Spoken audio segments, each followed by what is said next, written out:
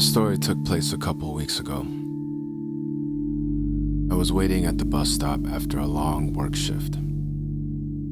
I was tired. In fact, I was exhausted, both physically and mentally. I was also exhausted emotionally because I haven't been in the best financial state as of late. And with Christmas, the excitement of New Year right around the corner, I could enjoy neither. All I could think of was making rent on the first. So, in this time of my life, I was in a perpetual state of worry. As I'm waiting for this bus, which is going to take another 20 minutes, a blue Tesla pulls into the gas station behind the bus stop. Now, in LA, especially after midnight, no matter where you are, it always pays to be aware of your surroundings. So as usual, my head is on a swivel, and I'm immediately aware of this blue Tesla that pulls into the gas station. Man walks out. He's got a gray jacket on, shorter than I, white male, built. And he doesn't walk to the store. Instead, he starts to wander towards the bus stop. If I was at a level 1 when he pulled up, I was at maybe a level 2. I was thinking, what is he doing, right? I look over my shoulder. He's walking in my direction, and then he makes a hard left. There's a line of bushes splitting the bus stop and the gas station, and he turns along the bushes on the other side. So now I'm at like a level 3. It was strange behavior for me, but I'm still looking over my shoulder. I turn away, and I believe I go on my phone. And then I look back to see where he is. And he's starting to come around to my side of the bushes. Now I'm at like a level 4. I put my phone away, and I turn my entire body to face him. Now, I'm sure physically my body language is saying, I'm on full alert. But I still maintain a kindness in my voice when I ask him, can I help you with something? At this point, he was standing in front of the bus stop, looking down the street, looking right, left. And he asks, is this bus northbound? That puts me at a level 5, you know? Why are you asking about the bus? You just pulled up in a blue Tesla. I answer him, yeah, this bus is going north. Still facing him, fully squared away. I realize that he's shuffling in his pocket, in his jacket pocket. Now I'm at like a 7 or 8. This is when I'm in like fight or flight mode, you know? Like, what is he about to pull out of his pocket? Why is he acting so nervous? So I say something like, what's going on? He pulls out a wad of cash, and he puts it up towards me, and he says, this is $300. I don't know if you have any use for it, but I want to give this to you. I don't grab the money. I just stand there, confused. And my first question was, are you filming me? Are you recording me? Is this for like a YouTube video or? shrugs. He says, no. I did see a YouTube video where somebody was doing something similar, and I said, it inspired you? He said, yeah, it just made me want to do something nice for somebody. So, here you go. At that point, I grabbed the cash, and I didn't realize how much worry I had pent up inside of me until I started crying. I look away from him, and I just start to stifle my tears, And I say, I guess there's still some kindness left in this world. I thank him. I hug him. We're talking. I tell him that his timing is impeccable. I said, you don't know how much I need this $300. He just tells me to pay it forward, I said, yeah, I'm gonna pay it forward for sure. Thank you so much. He asks, when's this bus coming? I said, it's gonna be here in another 20 minutes. It's cold outside and it may rain. And he asks, you wanna ride home? I know I'm a complete stranger. You don't have to give me your address. Maybe I can just drive you in the direction. I'll drop you off nearby. I really thought for a second because I went from a level 8 back down to like a level 2, but I'm still a little on edge because this is a very weird interaction with a stranger, and I still don't know his intentions, Could be a setup, could be a trap. I don't know. You never know in this city. I thought for about 5-7 seconds. I said, you know what? I'll take you up on that. I don't feel like being outside for another 20 minutes. He says, yeah, come on.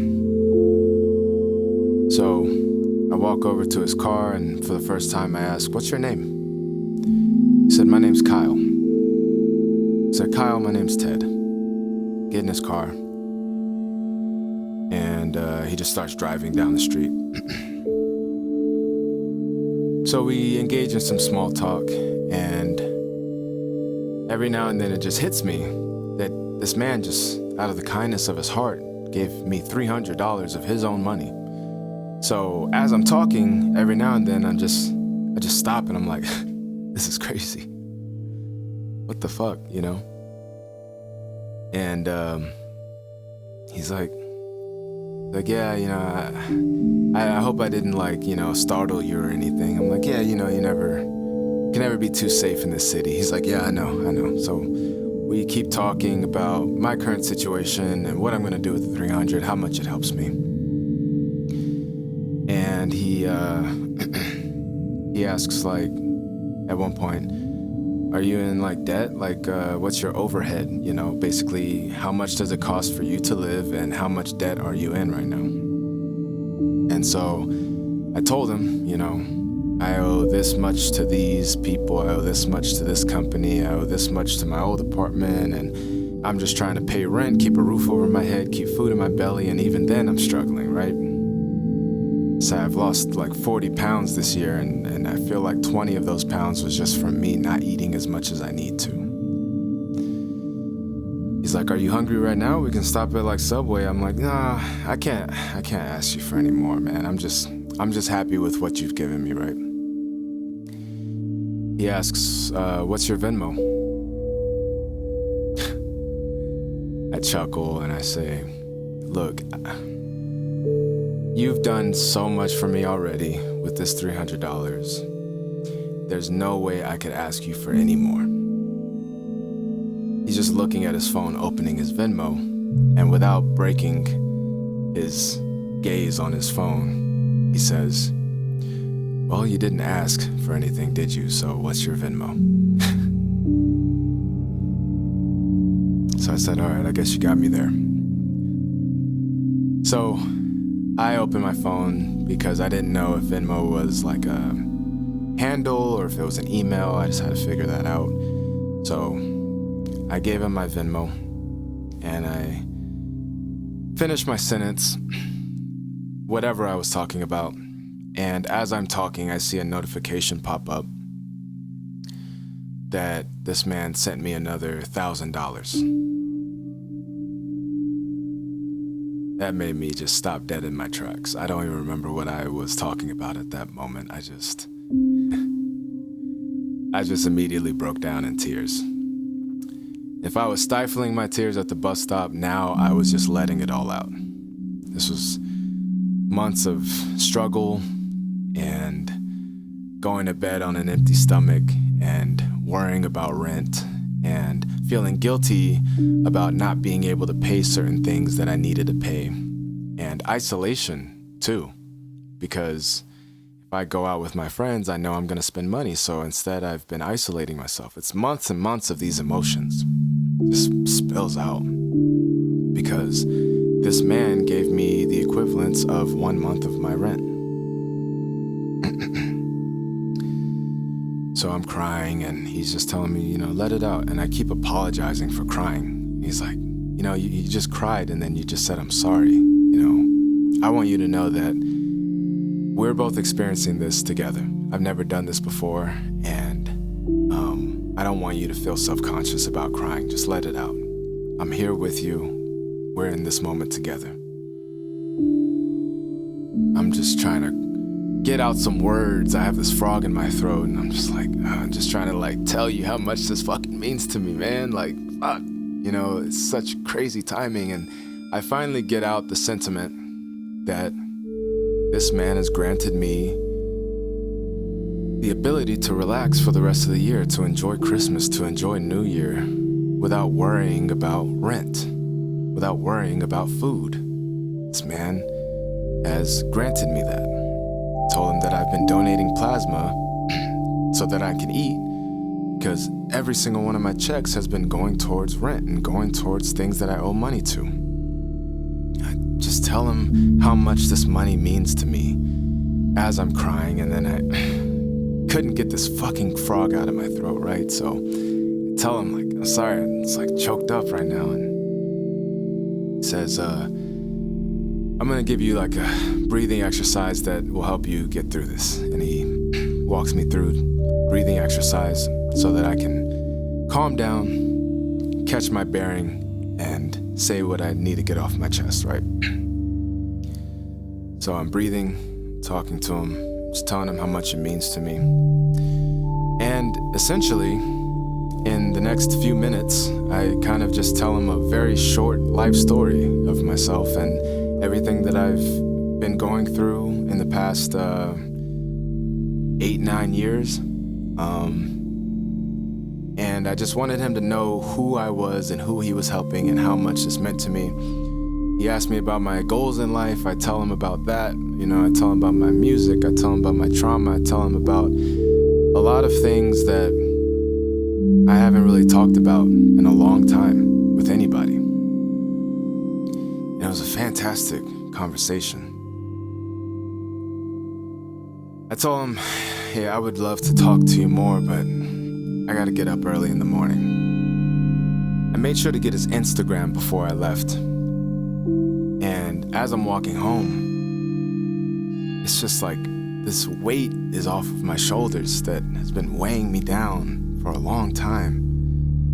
And I'm fucking crying, walking home, just keep going, what the fuck, what the fuck, what the fuck, what the fuck, what the fuck? I probably look crazy to people who see me walking home, talking to myself. Just keep going, what the fuck, man, what the fuck? Now this isn't life-changing money, obviously, but this is situation-changing money. And for somebody whose situation is as poor as mine is, or as mine was, this money did a lot for me. And it wasn't just the money, it was the fact that it came from a stranger that wanted nothing from me, wanted nothing in return. So I get home and I let it all out, I'm finally in the comfort and privacy of my own bedroom, this bedroom right here. I'm just fucking letting out all of that pent up emotion. Finally letting it go. And I make some calls. I make an Instagram story. I just needed to share it with somebody, that someone went out of their way to do me a kindness. I look at the Instagram that I followed him on, and it's got like almost 500,000 followers on his Instagram. So I'm like, wait, who is this guy? I think back, and when I was asking him about him, he said he was an actor. So I just looked up his name on IMDb. Lo and behold, I actually just saw this man in a movie not 2 weeks prior. And I'm like, so this man is this Hollywood actor, and he decided to walk up to a stranger at a bus stop and share some of his wealth. I just thought that was so cool. And last thing I told him, 2 things actually. Said, I'm never gonna forget this, and our paths are gonna cross again one day. I can feel it. So that night, instead of turning on the TV and falling asleep to a TV show or scrolling on my phone like I always do, instead, I turned off all of my lights. I cracked open my window, and I fell asleep to the sound of the rain. The rain that I would have been stuck in had it not been for Kyle. And for the first time in a long time, I had a very peaceful rest.